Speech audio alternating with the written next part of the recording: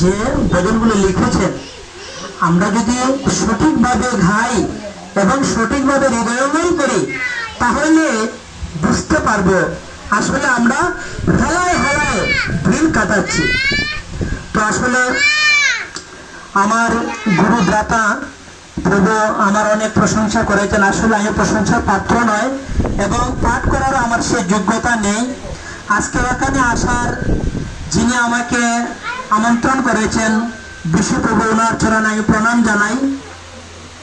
কারণ আমার মতো অদমকে যেন এই সাধুসঙ্গের করার একটা সুযোগ প্রদান করেছেন। আমি প্রণাম জানাই আজকের যিনি মুখ্য দাতা, আজকের এই গীতা পড়ানো, জানি না ওনারা কয় ভাই আমি জানি না, তো 4 ভাই। তো ওনারা যে আয়োজন করেছেন মাতৃদেবীর উদ্দেশ্যে বৈষ্ণব সেবা এবং গীতা পড়ানোর আমি ওনাদের চরণে প্রণাম জানাই। বিশেষ করে আমার গুরু ভ্রাতা অরুণ দেবনাথ প্রভু, উনি কিন্তু সারা বিশ্বেই সারা ওয়ার্ল্ডেই উনি সে পাঠ করেন, ভগবানের মুখনিসৃত বাণী খেপা করেন। তো আমার আজকে সৌভাগ্য হয়েছে যে প্রভুর সঙ্গ করার। এটা আমার অনেকদিনে একটা বাসনা ছিল যে কোনো একদিন যদি প্রভুর সঙ্গ করে একটু কৃষ্ণ কথা শ্রবণ করার সুযোগ পাইতাম। তো যাই হোক, আজকে আমার প্রভু বলছেন, আমি বলছি বিষ্ণুপ্রভুকে আসবো, কিন্তু যে কোনো কারণেই আমার বৈশাখ মাস নৃসিংহদেবের দান পেকেছে। তো আমি প্রভুরে না করেছিলাম যে প্রভু আসলে বৈশাখ মাস আমার দান কাটার লোক আসবে, তো আমি তো আসতে পারবো না। তো রতন প্রভুর চরণে প্রণাম জানাই, গোলাপগঞ্জ ওনার বাড়ি। আসলে প্রভু আমাকে অনেকবার একটা অনুপ্রেরণা দিয়েছেন। প্রভু যেহেতু কথা দিয়েছেন, যদি আপনার কোনো কারণবশত এটা মিস হয় তাহলে আপনি মিস করবেন না, নইলে আপনি দায়ী থাকবেন। প্রভুর ওই কথাটা আমার হৃদয়ে লেগেছে। তো যাই হোক, দেখেন ভগবানের কি ইচ্ছা, আসলে সাধু সঙ্গ করার সুযোগ করে দিয়েছেন মহাপ্রভু। আজকে এই দুর্যোগের কারণে আমার ক্ষেত্রে ধান কাটার লোক আসে নাই। তখন 10টার দিকে আমি রতন প্রভুকে কল দিলাম। উনি কল দিতে উনি বলেছেন আগে যে প্রভু দুর্যোগের কারণে আপনার লোক আসে নাই, এর জন্য আপনি আসবেন। দেখেন ভক্ত হচ্ছে চতুর। তো যাই হোক, রতন প্রভুর চরণে আমি প্রণাম জানাই, যিনি আলোচনা করলেন। প্রভুর চরণে প্রণাম জানার সামনে উপবিষ্ট যারা আছেন, পিতৃমন্ডলী মাতৃমন্ডলী, সবার চরণে বাঞ্ছা করবতরবশ্চ কৃপা সিন্ধু ভয়বচ পতিতানাং পাবনেব বৈষ্ণবেব নমো নমঃ। নময়ং বিষ্ণুপাদায় কৃষ্ণ পৃষ্ঠায় ভূতলে শ্রীমতে জয় পতাকা স্বামিনীতি নামে নময়ং আচার্য ভূতায় নিতায় কৃপা প্রদানে গৌর কথা দামোদয় নগ ঘামতারিণে। নময়ং বিষ্ণুপাদায় কৃষ্ণ পৃষ্ঠায় ভূতলে শ্রীমতে ভক্তিবেদান্ত স্বামিনীতি নামে নামিমে নমস্তে সরস্বতী দেবে গৌরবাণী প্রচারণে নির্বিশেষে শূন্যভাবে পাশ্চাত্য দেশকারিণে। জয় শ্রীকৃষ্ণ চৈতন্য প্রভু নিত্যানন্দ শ্রী দ্বৈত গদাধর শ্রীবাসাদি গৌর ভক্ত বৃন্দ। হরে কৃষ্ণ কৃষ্ণ কৃষ্ণ হরে হরে, হরে রাম রাম রাম হরে হরে। জয় নিয়তি রানী ভবনার আত্মশান্তি কামনার জন্য জয় মহামা বৈষ্ণব সেবা কি জয়, বৈশাখ মাসে বৈষ্ণব সেবা দাতা ভক্তা কি জয়, গীতা পরায়ণ কি জয়, মহাপ্রভু পিতৃভূমের পাশের ভোর ভক্তবৃন্দ কি জয়, নিতাই গৌর সীতানাথ প্রেমানন্দে হরি হরি উঠব।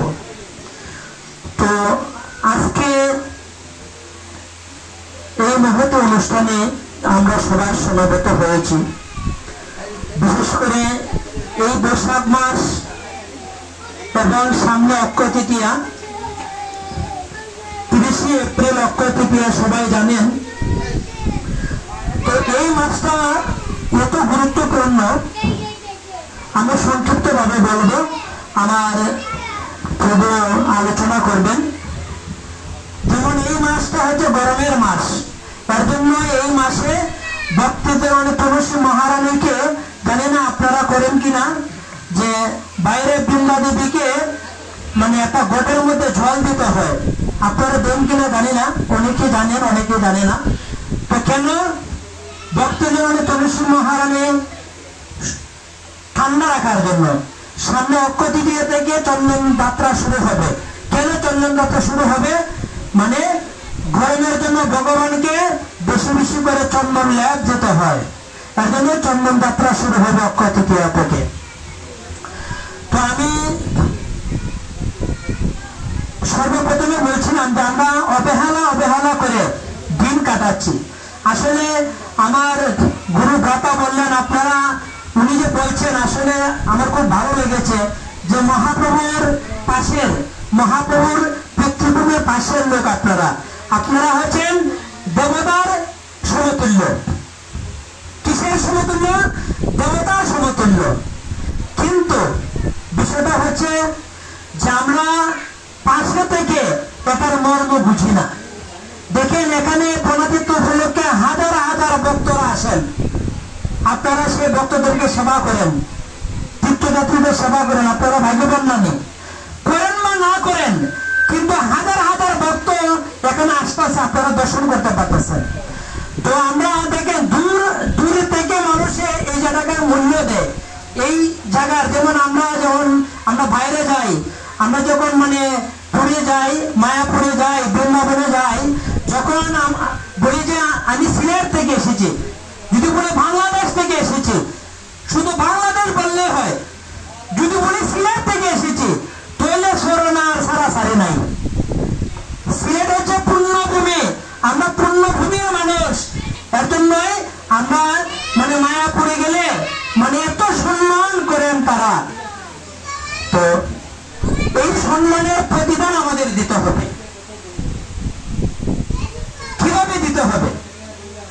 কারণ আমি যে সর্বপ্রথম বললাম যে গৌর প্রভু না বুঝিয়া মইল, মানে এত অমূল্য ধন পেয়েও আমরা হেলায় হেলায় হারাচ্ছি। কিরকম হেলায় হেলায় হারাচ্ছি? সময় আছে, ভোরবেলা, এই মাসটা গুরুত্বপূর্ণ মাস, বলছেন এই মাসে ব্রহ্ম মুহূর্তে শয্যা ত্যাগ করা উচিত। ব্রহ্ম মুহূর্তে শয্যা ত্যাগ করে ভগবানের মানে আরতি দেওয়া উচিত। সকালবেলা সর্বপ্রথমে ভগবানের অর্চনাদি করা উচিত।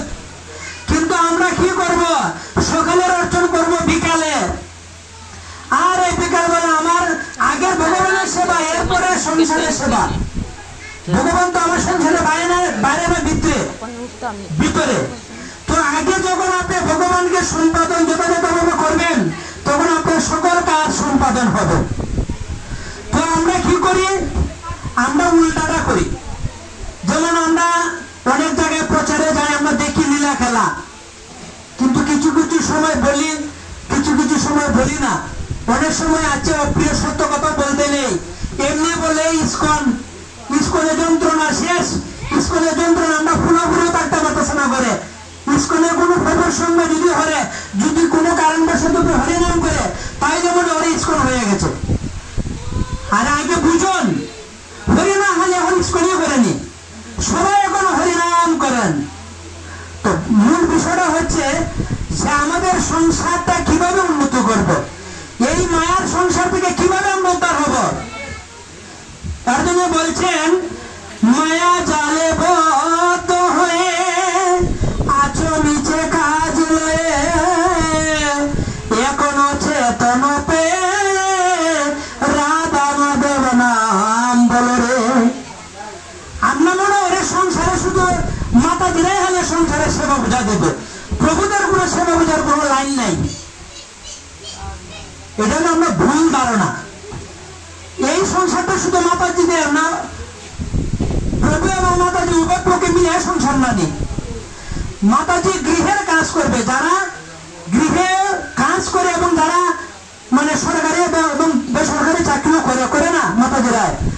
যেমন আমাদের অনেক গুরু বোন আছে, আমাদের অনেক মানে পুষ্কর ভক্ত আছে যে সরকারি চাকরি করে, তারাও তো ভগবানের সেবা বোঝাতে চাকরি হতেছে না, না করে না, করতেছে। কিন্তু আমরা সংসারের পরিচালনা ধারাটা উল্টা। কিরকম উল্টা?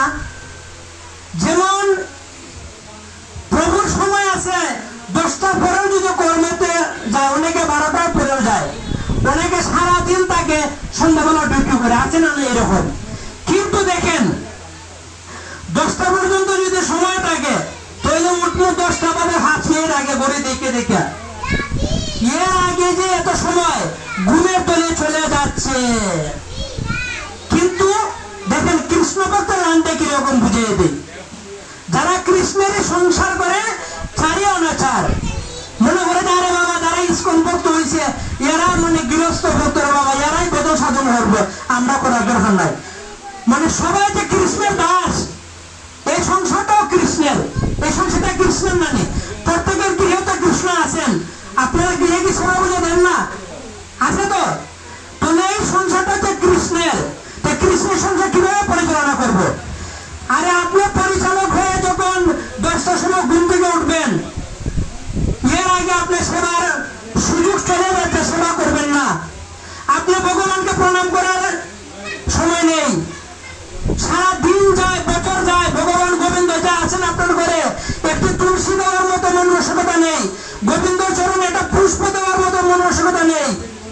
আর এইগুলো মাতাজির হাত, এগুলো আমার কাজ না। তো শুধু মাতাজি গায়, প্রভু গায় না নেই।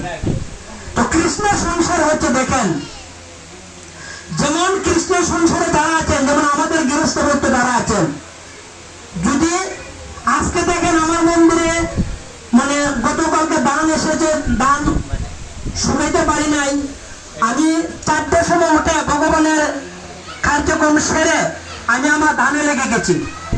তখন মাতাজি দেখছেন যে প্রভু তো দান সেবা করতেছেন, তখন মাতাজি রান্না এবং অর্চন সব করে আমি এদিকে আসবো, তাড়াতাড়ি করে উনি ভগবান গোবিন্দকে নাই